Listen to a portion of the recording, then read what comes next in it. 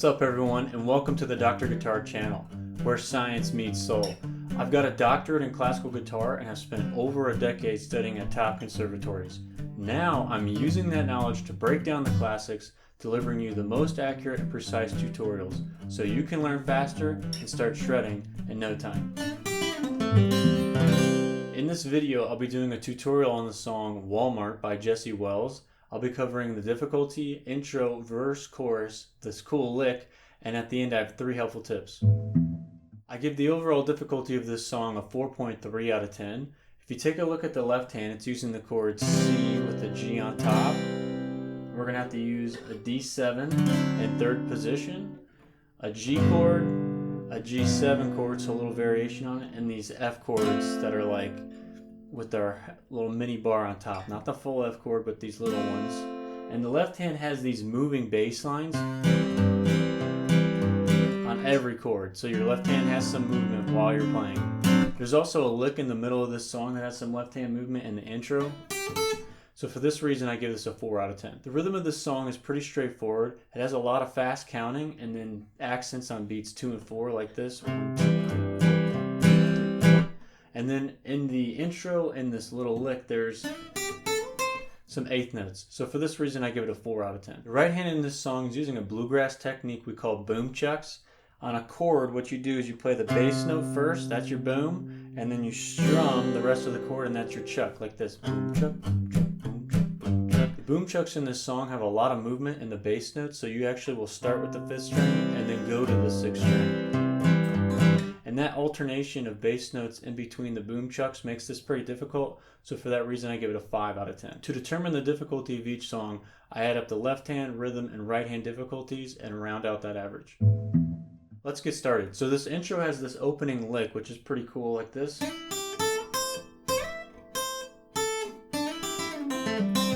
So let's break that down. What's going on is you're going to use your 3rd finger on the 3rd fret of the 2nd string and slide up to fret 5. Then you're going to use your 1st finger to play fret 3 on the 1st string, and then you're going to play fret 5 on the 1st string, like this. And then from here, you're going to jump up to fret 8.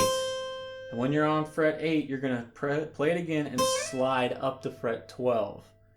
And then you go back to 8, back to 5, and then you're going to do this cool little fast pattern here where you slide from 3 to 5, fret 3 on the 1st string, play 5 on the 2nd string, slide back to the 3rd fret. You're going to pull off the fret 1, then you're going to play the 2nd fret of the 3rd string, pull that off to 0, and then the last note is the 2nd string on the 1st fret, like this.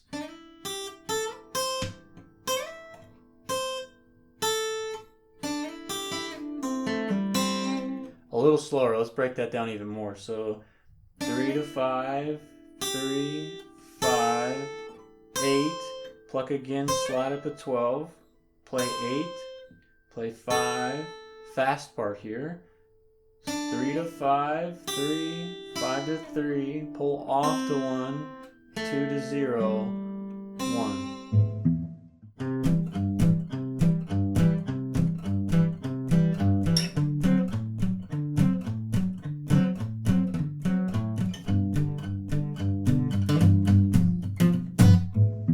So let's break this down. Jesse has this C chord with a G on top, which is a 5th, and it makes this open sound, which is kind of his sound.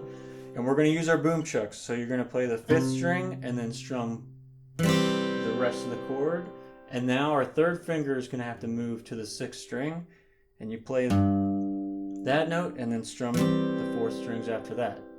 When you put it together, it sounds like this. And that's what it is. You just kind of repeat that over and over. He does this C chord for 4 bars, which would be counted like this. 1, 2, 3, 4, 2, 2, 3, 4, 3, 2, 3, 4, 4, 2, 3, 4. Then we're going to go to a D7 chord, which is just, he uses a unique shape, which is the same shape as a C chord here, but you're going to play it on the 5th, 4th, and 3rd frets instead. And you're going to add your pinky to the 3rd string, 5th fret, and And that's what it would sound like. And he does the same boom chucks here. And then your third finger moves to the sixth string. And then he does this for 4 measures. 1, 2, 3, 4, 2, 2, 3, 4, 2, 3, 4, 4, 2, 3, 4. From here, we're going to go to a G chord or standard G chord shape. And you're going to do this for about a measure and a half, like this. 1, 2, 3, 4, 1, 2, 3. And when you get to 3, you're going to have to add in some movement in the chord here. So let's break that down. You're going to have your third finger folded over the 5th string to mute the sound so we can strum these bass notes without hearing the 5th string at all. And what we're going to do is you're going to play the 4th string open on an up strum. Then you're going to play your second finger on the 2nd fret of the 4th string and you'll do a down strum.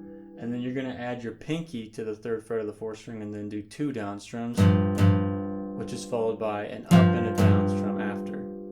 When you put it together, it sounds like this.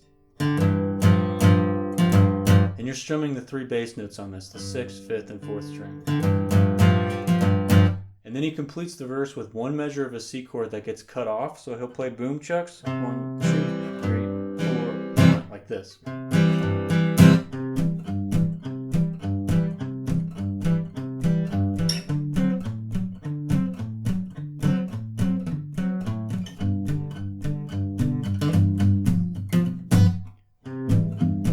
The chorus is very similar to the verse, except we're going to use an F chord in the beginning, which is one where you fold your first finger over the first 2 strings on fret 1 instead of doing a full bar chord.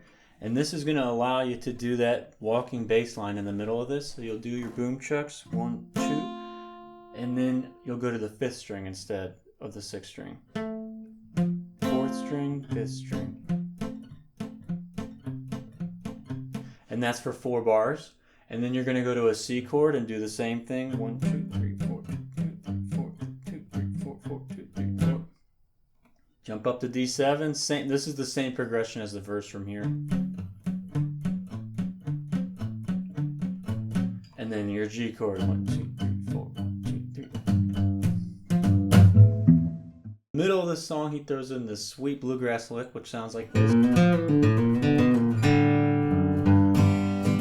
Let's break that down. You're going to play the 5th string open, hammer on fret 1, slide up to fret 2, play the 4th string open. From here you'll play fret 3 on the 4th string, pull off to fret 2, pull off to open, and then you'll go from fret 1, slide up to fret 2 on the 5th string, play the 4th string open, and then you're going to play fret 2 on the 5th string, slide down to fret 1, pull off on the 5th string, and you'll play the 4th and 3rd string open, and then he slides into the G chord from fret 2, and then we add our ending tag from our verses.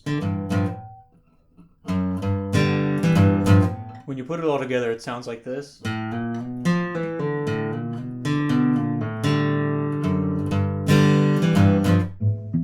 first tip I have for this song is to break down these boom chucks and take out the left hand and just do the right hand. So get good at these alternating bass lines. So 5th string, chuck, 6th string, chuck, 5th string, chuck, 6th string, chuck. And try to get faster at it. And just work on that. Don't worry about the left hand. And once you get it, then add in the left hand. And try getting that walking bass line in.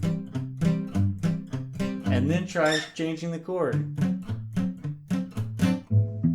The second tip I have is when you go from your C chord to your D7 chord, just slide all of your fingers up. Don't take them off the strings and then put them back down. Slide them up. We call this guide fingers because they're guiding you up the string, and then just take your pinky and put it on the 3rd fret, 3rd, 5th, the 5th fret of the 3rd string. The third tip I have is to isolate the left hand and just get good at practicing these bass lines with down strums only. So that now you don't have to worry about the boom chucks and just worry about changing these bass notes.